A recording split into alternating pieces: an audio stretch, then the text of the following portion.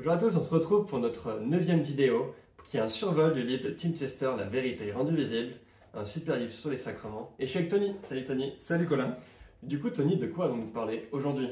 Eh bien aujourd'hui on va essayer de réfléchir un peu. On va réfléchir sur la question suivante. Qu'est-ce que ça implique que Jésus-Christ soit spirituellement présent dans le pain du repas de la scène? Et c'est vrai que moi je me pose un peu une question. Finalement, moi ça m'est déjà arrivé plusieurs fois de voir mon pasteur, à la fin du culte, redistribuer les morceaux de pain qui étaient en trop à des enfants. Mais est-ce que ça serait pas gênant? Est-ce que ça serait pas problématique si Jésus-Christ est présent spirituellement dans le pain, eh bien de le distribuer comme si c'était juste un simple morceau de pain à d'autres personnes? Et la question du coup qu'on va essayer de traiter, c'est de savoir comment le Christ est-il présent? Est-il présent tout le temps? Et qu'est-ce que ça veut dire que le Christ est présent dans les éléments? Et on va voir que l'apôtre Paul va nous aider à réfléchir à cela. Dans un chapitre de la Bible, dans le chapitre 10 de sa première épître aux Corinthiens, il va traiter de la question des idoles. Et lié à cela, il va traiter de la question de la Sainte Seine. Et je vais essayer de résumer très rapidement ce qu'il dit dans ce chapitre 10. Et il commence, dans les premiers versets, en montrant que les Israélites ont reçu une forme de baptême en traversant la mer Rouge. Et il va continuer en disant, deuxièmement, que malgré cela, ils ont été idolâtres. Bien qu'ils aient reçu cette forme de baptême, ils ont été idolâtres. Et Paul va prendre cela en exemple pour nous dire que nous aussi, nous devons être vigilants parce que nous pouvons nous aussi tomber dans l'idolâtrie. Et du coup, Tony, une question se pose pour nous. On parle d'idolâtrie, de personnes qui ont été idolâtres, mais qu'est-ce qu'une idole? Est-ce qu'une idole, ça a vraiment de l'importance? Qu'est-ce que Paul en dit? Est-ce que la suite du texte peut nous éclairer? Eh bien exactement, hein. Paul va nous développer, il va nous faire comprendre l'importance ou non des idoles. Ce que je vous propose, c'est de lire directement 1 Corinthiens chapitre 10 à partir du verset 19. Que dis-je donc? Que la viande sacrifiée aux idoles est quelque chose? Ou qu'une idole est quelque chose? Nullement. Donc ici, Paul, qu'est-ce qu'il nous dit? Il nous dit que les idoles ne sont rien. Mais continuons un peu.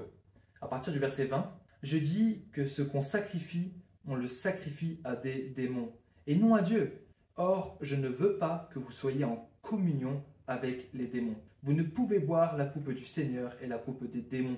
Vous ne pouvez participer à la table du Seigneur et à la table des démons. Donc ici, d'un autre côté, qu'est-ce qu'il nous dit, Paul? Il nous dit que dans le contexte des sacrifices païens, être en communion avec une idole ou se sentir en communion avec une idole, ce n'est pas une bonne chose. Il ne faut pas que nous soyons en communion, que nous nous sentions en communion avec des idoles. Excellent. Donc en fait, si je comprends bien, l'apôtre Paul va aller dans deux directions. Il va montrer que d'un côté, l'idole n'est rien parce qu'elle n'a aucun pouvoir, c'est Dieu qui a du pouvoir. Exactement. Mais de l'autre côté, il ne faut pas se sentir en communion avec elle. Et du coup, si je comprends bien, la question clé, c'est celle du contexte. C'est vraiment la question du contexte. Nous ne devons pas oublier qu'il y a un seul Dieu, qu'il y a un seul Dieu qui est unique, mais quand bien même, dans certains contextes, nous devons faire attention.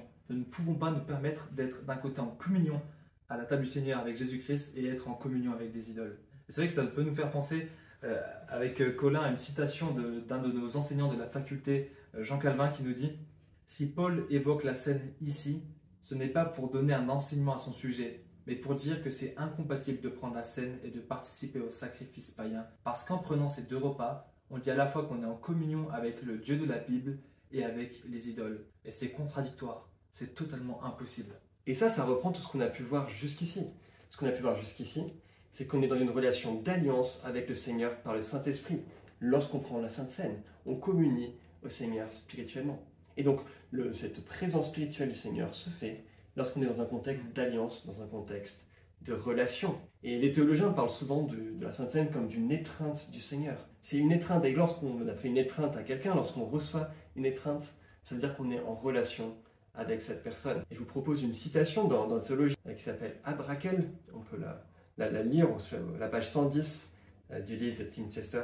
Il dit « Le Seigneur Jésus, l'époux, vient vers eux par amour pour passer ce repas avec eux et faire en sorte qu'ils se régalent avec lui. Avec amour et plaisir, il les regarde assemblés autour de lui. » Évidemment, il parle des croyants. C'est là que le Saint-Esprit est actif, remplissant l'âme de lumière, de grâce et de réconfort. Donc le Saint-Esprit est actif dans la Sainte Seine lorsqu'il y a ce contexte de relation avec Jésus-Christ. Et je pense que ça éclaire notre question du début. Le pain en lui-même n'a pas de pouvoir magique, il n'y a pas quelque chose de mystique dans ce pain. Mais le Seigneur se rend présent lorsqu'on est dans le contexte de la Sainte Seine, dans le contexte de la liturgie, des chants, du repas d'institution. Et le Seigneur vient nous nourrir par le Saint-Esprit à ce moment-là. Donc je pense qu'on peut donner le pain aux enfants après la Sainte Seine, que ce n'est pas un problème, qu'il n'y a pas une portée magique dans le pain et le vin. J'espère que ça peut être éclairant. Et on vous dit rendez-vous à la semaine prochaine. À la semaine prochaine.